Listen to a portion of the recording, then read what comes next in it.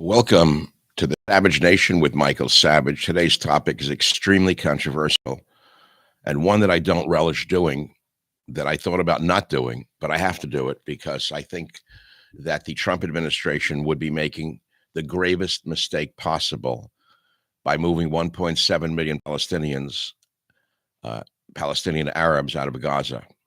Grave mistake. Now, I've been a Trump supporter from the beginning. I've disagreed with him back in the last administration about the treatment of various issues, lands and animals and whatnot. But it's irrelevant what my relationship may be with an imaginary individual called the president. He doesn't know I exist. This is not about Donald Trump. This is not about Michael Savage. I am one of 7 billion people on the earth.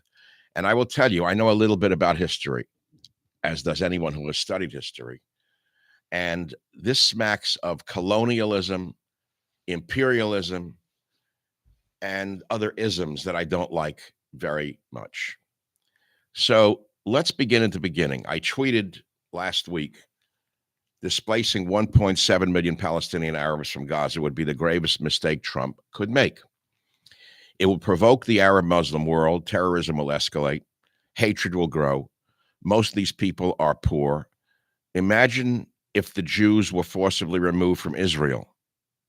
Solution. Well, there are several solutions. You could bifurcate Gaza, north becoming a neutral zone, bottom rebuilt, the bottom half of Gaza rebuilt, or carve out a strip of Jordan on the east bank of the Jordan River for a new Palestinian presence. And I want to expand on this because what I'm doing with you on the program today has everything to do with the history of the world and where the history of the world will be. And again, it's only one man's opinion. I'm not an advisor to President Trump. I'm an advisor to the Savage Nation. I follow only one person or one entity. That's why I have the 10 Commandments behind me, because after we discuss this, after we discuss this very difficult topic, I'm going to look into the actual 10 Commandments, not the 10 Commandments that we've all come to know in the simplistic English form or the form that we see them in, but in the actual Hebrew form and the commentary upon the actual statements. I also want to touch on King David.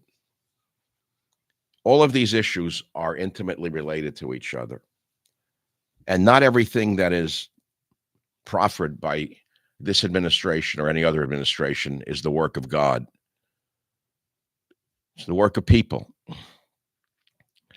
Now, I want you to think of the graphics, the images. I want you to think of 1.7 million poor people with donkeys in a long line being thrown out of a country. Now, I've heard every argument under the sun. It's not their land. They came from somewhere else. The same arguments being applied to the Jews in Israel, which we disagree with. The anti-Semites say that the Jews are from Poland and Europe. They don't belong there, which is a lie. Jewish presence has been in the Holy Land for 3,500 years at least, if not longer. So you can't just say throw them out because they don't belong there. That's fascistic, imperialistic. It will provoke the worst reaction you could imagine. Now, I know the history of Jordan very well. We all should learn the history of Jordan. And you need to know the significant challenges in Trump's idea. The number one thing is that you assume 1.7 million people would agree to leave Gaza. A, that's wrong. B, you assume there are countries that would accept them. B, that's wrong. Trump has suggested building housing for resettled Gazans elsewhere. Where? Brooklyn? Los Angeles? The fact is that historically, almost all Middle Eastern countries have rejected taking in Palestinian refugees. They don't want them. They don't want them, period. It's that simple. When the Palestinians under Yasser Arafat moved to Jordan, they tried to take over Jordan. It resulted in a bloody war with the Jordanian military, which is a very able military, incidentally. And the Jordanian military killed 30,000 Palestinian fighters. Think of the number, 30,000 were killed by the Jordanian people, Jordanian military, excuse me. And that battle between the Jordanian military and the Palestinian army, the PLO, is known as Black September. That's where the Black September movement arose. It's known as the bloodiest day in the history of the Palestinian movement. And it was not conducted by Christians or by Jews. It was conducted by the Jordanians, the Hashemite kingdom of Jordan, which we'll talk about in a while. So what does and doesn't make sense about this?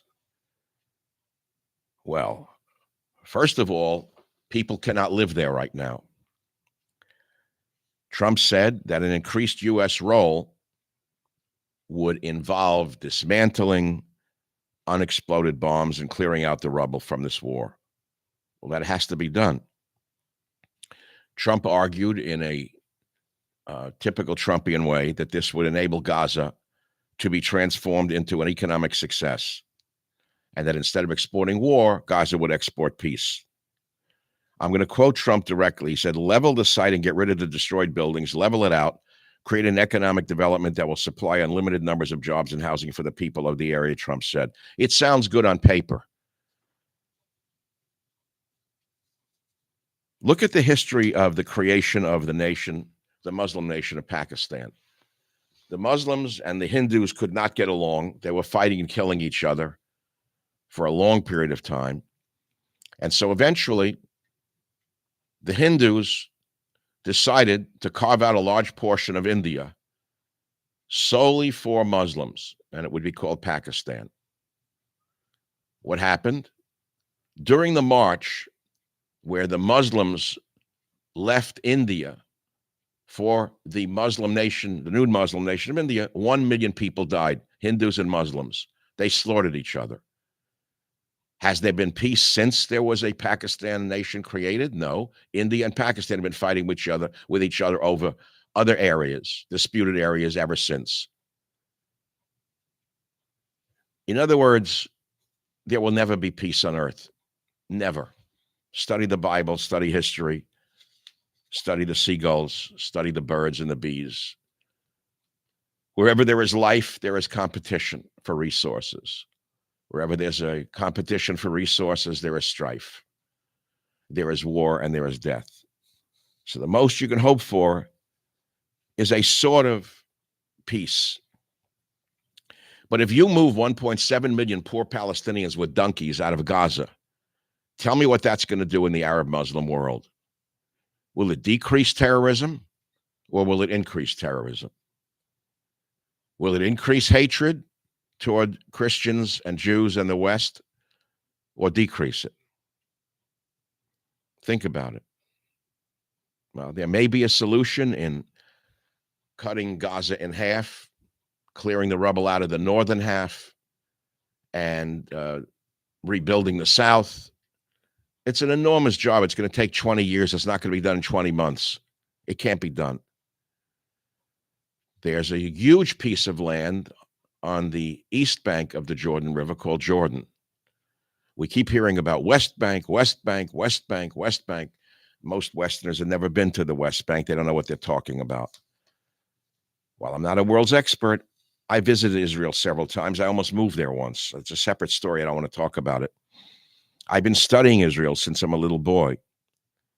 And if you look at the Jordan River, of course, there's a West Bank of the Jordan River.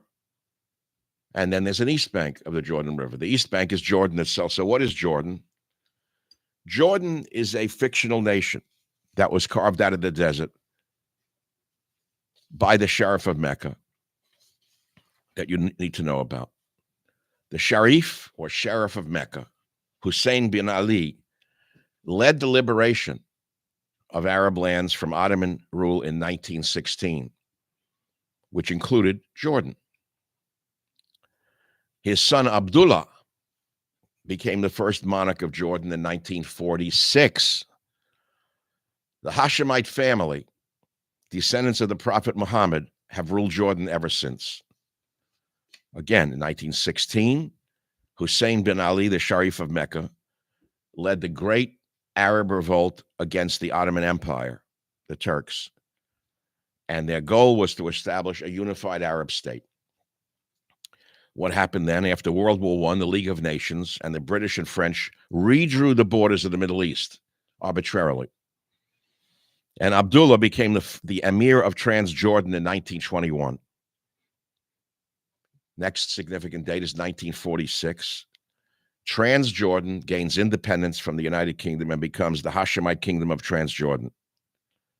In 1949, the country's name was changed to the Hashemite Kingdom of Jordan after the Arab-Israeli War.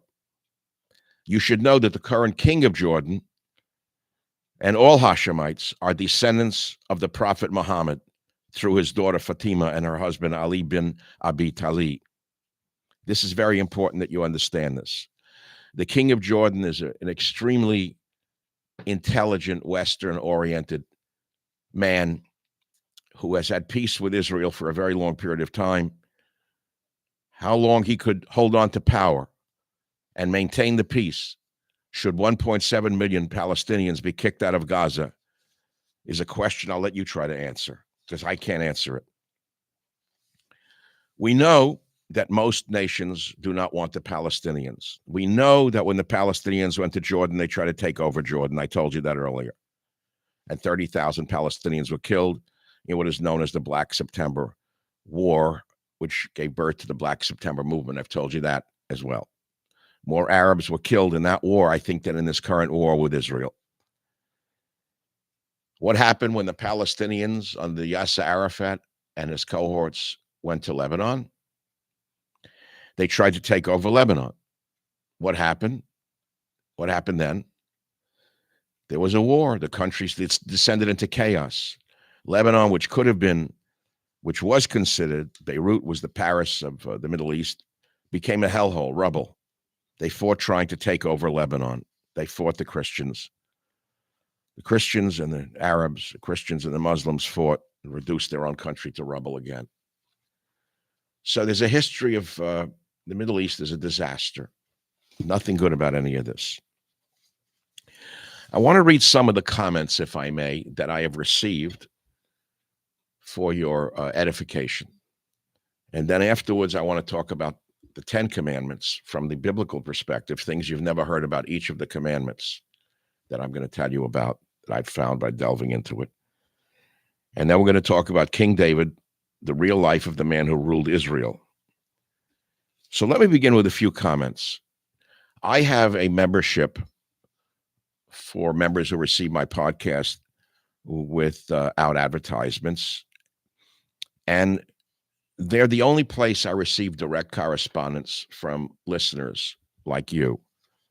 I'm going to read some of these comments. One gentleman wrote this. He said, "You're a brilliant man, but on this topic, you're ignorant. Unfortunately, so are almost everyone." He says, "Learn Arabic. Study Islam in depth. Learn Arab history and society. There's too much to explain," he says, "but just a few things. No matter what they say publicly, the Arabs and Muslims in general do not give a something about the Arabs in Gaza. They only want Israel gone totally. The reason they want Israel gone is because they are being rebellious against what is written in the Quran itself," he writes. The Quran writes that Israel will return to the land. Secondly, the Arabs in Gaza almost all want to leave. Not just now. Even before the recent war, they were paying smugglers and bribing people to be smuggled out of Gaza to Europe and Arab countries. If they had a destination of somewhere that would accept them, and if the doors were opened, at least 80% of the people in Gaza would leave. Most of the people that would stay would be the local clans that actually do have some connection to the land and were not imported from Arab countries. The clans are also more willing to understand and obey the Quran regarding Israel. President Trump's plan can actually lead to real prosperity, he writes, and growth in the region and the fall of the Iranian regime. Everybody else is a retard stuck in a loop, repeating the same failed idea over and over, ad nauseum, and of course, getting the exact same results.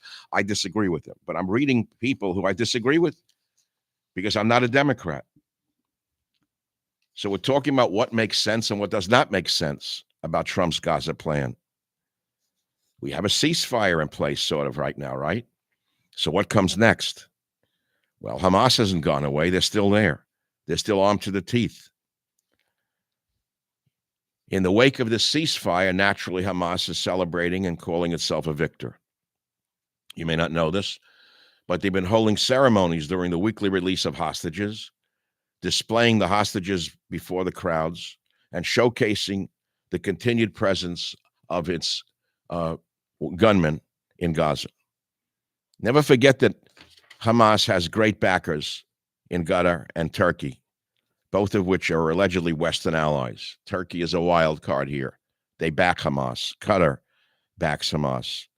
This means that if you remove Hamas and enact meaningful change in Gaza by removing them, you have to then persuade Turkey and Qatar to cooperate. That's a big, big if. Most of the 1.7 million people in Gaza will not leave willingly. And who would accept them? Where? Where are they going to move? To Brooklyn, Los Angeles, Jordan, Egypt? They don't want them. We know that Hamas massacred over 1,000 Jews, mercilessly raped, murdered, killed babies, burned them alive, took 250 hostages. The world was shocked. At least it should have been shocked. And then the Jews decided to show them what they could do also. You want to unleash terror? They said, we'll show you what terror is. So now we've had 15 months of war, fighting in Lebanon, Iranian-backed Houthi assaults on Red Sea shipping, destabilization across the entire region. Trump thinks he's going to make wave a wand, and he's going to end this. Cain and Abel. Go back to Cain and Abel. Trump's first administration was great. They created the Abraham Accords, which have been important, but have not really led to further peace deals for Israel. How do you persuade Saudi Arabia, the Gulf states, Jordan, Egypt, and others to take an active role in Gaza's future? I don't know. So my position is quite clear. Displacing 1.7 million Palestinian Arabs in Gaza would be the gravest mistake Trump could make. There are other things that we could talk about here, but what I want to talk about is only this. So I think the best thing is to let the people talk, because you never hear from the people. So I sent out this very same question to the Savage Nation members only, and I got phenomenal answers. People are very smart. I don't want to read the people's names. Maybe they want anonymity. And I asked my members of my podcast, do you think removing 1.7 million Palestinians from Gaza is a good idea? Michael Savage does not think this is a good idea. He thinks it will be a disaster. He says, yes, the sooner the better. He says, yes. He says, everything to do with the Palestinians is or will be a disaster. That is a given. He said, second, I cannot understand why the removal or the integration of people who were Egyptian not that long ago back to Egypt, or even better, to the real Arab Palestine, Jordan, is a problem. He writes, not me. Gaza people have never stopped waging a terrorist war against Israel, whether they were under Egyptian rule or after under the Palestinian Authority that Hamas took control. Might as well rename Gaza to Alu Akbar Hamastan. He says, you do know that after the 1967 Six-Day War, Israel offered to return Gaza to Egypt, and they refused. I do know that. The land, yes, but the people, no. And that was their own Egyptian people. The Egyptians didn't want them there because they knew that they would try to take over Egypt. The writer then continues saying, although I find Trump's idea somewhat a fantasy, not because of what the premise is, but because of where and among who he intends to do it. But if somehow, which I cannot imagine, he succeeds, then the very last people he should want to populate a Gaza Riviera would be Palestinians. Casinos and the money beautiful people do not belong with death to Zionists people. He concludes by saying, finally, I have only one non-negotiable view on this. No U.S. taxpayer money for Gaza rebuild. We have a lot of expensive work to do in North Carolina, Hurricane Helene, and the disastrous fires in L.A. And what about Ukraine rebuilding? Add Gaza and our deficit will go through the roof, and the Democrats will applaud and welcome Trump to that kind of economy. Thank you, Richard M., a member as far as I know. Brilliant. See, my listeners are the smartest in the business, and that's just one of them. I'll read a few more because they're good. Brett B says, damned if you do, damned if you don't. That's simple. That's probably the best solution. John S. says, Trump thinks this is a real estate deal, but it is not. This is a 4,000-year-old problem. No matter what you do, there will never be peace over there. It is better for the U.S. to stay out of it, in my opinion. I think that's a MAGA opinion, by the way. Here's another one. Ken W. says, when I first heard the Gaza proposal, it absolutely was not hitting me right for several reasons. First, has the USA not yet learned its lesson on the dangers of meddling in foreign governments? It's a high-risk, low-reward proposition, oil and gas deposits aside. Never forget the natural resources. The likelihood of unintended, uncontrollable consequences is not adequately weighed. There is little to no respect for foreign nation sovereignty in this regard. Secondly, he writes, am I to understand that we have no larger fish to fry domestically? Ken finishes by saying, I voted for and support POTUS, Trump, on a majority of subject matters, but not on Gaza. Well stated, Ken. There are others. I mean, I have some really smart people who subscribe to my podcast. Here's another one. Tucson J says it's a terrible idea. People may not like the Palestinians, but plucking them out of their homeland to make way for development has colonialism vibes. People say terrorism is bad now, but they haven't seen how bad it can get. Now, many of you will say it's not their homeland. They came from Egypt. I've seen those arguments as well. I don't buy that argument. So there are others. There are other answers here. One says, I 100% agree, with no other comment. Yes, move them. Jeremy R. says, I absolutely agree with shifting the Palestinians to Egypt and Jordan. These people were mostly wanderers from Jordan anyway. I'm just reading what people say. Tom R. says, I'd like those who want a fresh start in peace to get a chance, but if we transplant Hamas at the same time, then it's bad. It's another way to look at it. Where's Hamas going to go? They're going to go with them. I'll move on to a few other comments, and then we'll move on to another topics. Michael O. says, I agree that it would be a disaster, but I think it's the best idea. I do not see how Gaza can be rebuilt with almost 2 million people there. Gaza is not the Palestinians' homeland. They were refugees from other Arab countries after the War of Independence in 1948. Israel should not have to live with people who want them dead on their border. As you and anyone with a brain knows, if Hamas would put down their guns, there would be peace. Says Michael J.O., son of an immigrant from Minsk. People know. People are not stupid. They may not be known by the public, but people know history. And I think it would be a disaster. And I think that Trump's position is wrong. I'll read one more. D. Anderson writes, I believe President Trump's angle is a substantial lifestyle upgrade for the already displaced population of Gaza. Fresh housing, condos, clean sheets, working plumbing and waste management, good schools, closer to the first world standards of living under allies, Jordan, Egypt, and Saudi protection. Sounds good, right? He says there exists unlimited space, money, and right intentions to get city outposts developed from each of their neighboring kingdoms and countries, including Israel. The good Gazans have endured hard lives in squalor under absolutely corrupt regimes. All Gaza Authority has been operated by outside radical Islamist profiteers. Hundreds of billions of dollars in aid over so many decades pilfered and converted into weaponry, including suicide vests, a gift to the world from Gaza to kill innocent Jews.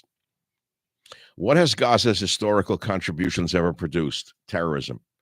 Can there be more terrorism with a POTUS who will unleash the worst this planet will ever see in war-ending capabilities? Israel should never again be forced in acquiescence to housing those whose charter is to kill every Jew on earth. Only a hippie or retard would think another try will work. Have their own brethren, he writes. Have their own brethren host them on their territorial outskirts the same way Pharaoh hosted Jacob and Joseph's family. And finally, all of that outside financial aid of billions might be managed and dispersed by the host countries with decent living standards and guaranteed protections. He's saying have their own brethren host them on the territorial outskirts, meaning the outskirts of Egypt, the outskirts of Jordan. He concludes by saying the Gazans could be living really well if they played their cards right with the correct regional regimes instead of all the wrong ones. Now, we know, at least I know, that when Gaza was given to the Palestinians by Ariel Sharon, who had been my hero at that time, one of the greatest generals in Israeli history, made the gravest mistake of his life. I'm talking about Ariel Sharon. And I remember I was commenting on it. I don't even know if I was on the radio at the time. I may have been, I may not have been. I thought it was the greatest error he ever made. Here is General Sharon, who encircled the Egyptian Fifth Army and was so wise when he could have wiped out the entire Egyptian Fifth Army when he encircled them. He didn't kill them. Instead, they sent them water because Ariel Sharon could think far ahead, and he said there will be peace one day, and we want peace with our Egyptian neighbors. You don't kill them.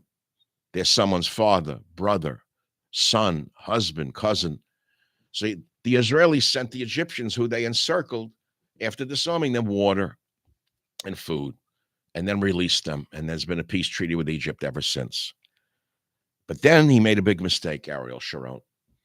He gave Gaza to the Palestinians, millions of dollars in beautiful nurseries that have been created with Western money by dreamers and idealists in the West, all the good liberals. They said, give it to the Palestinians, and they'll continue to grow roses for export to Europe. They'll continue to grow vegetables. The minute they got there, they took apart the greenhouses and they started converting them into rocket launching sites. These are smart people. Ever since my graduate school days, I've known Arabs, and I have spoken with many Arab people from different countries, and they've always said to me, the Palestinians are the smartest of all the Arab people. Unfortunately, they're given only over to war. If they would apply their minds to humanity and to peace, they could be some of the greatest, there could be some of the greatest contributions to humanity. If. That's a big if. So, my friends, I would say that there are other comments that I could read to you, and there are other some of them are a little different, but I don't know that it'll add to this discussion. Maybe here's one.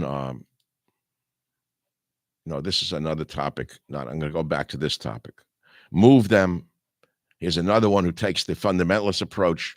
Even though there is no such place as Palestine, I don't believe moving these people out is such a great idea. Neither do I. Again, think of the visuals to all the Muslims in America and all the Muslims in Europe.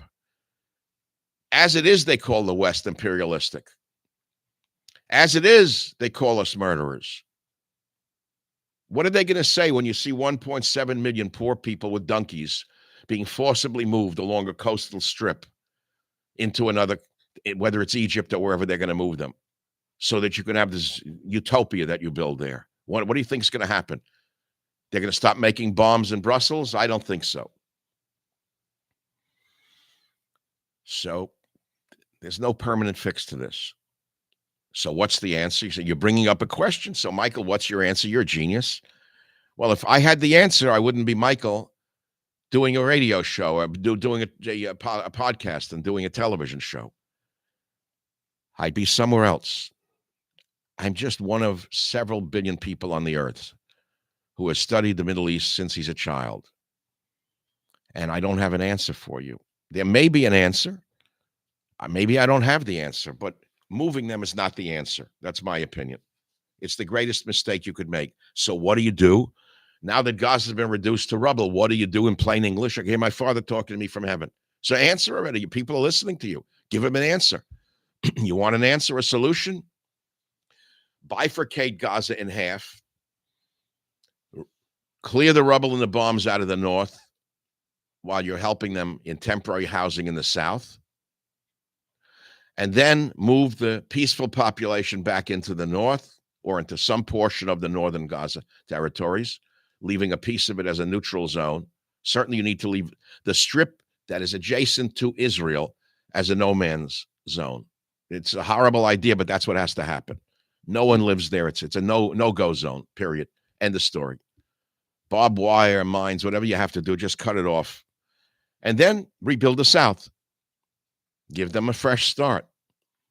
Demilitarize Gaza.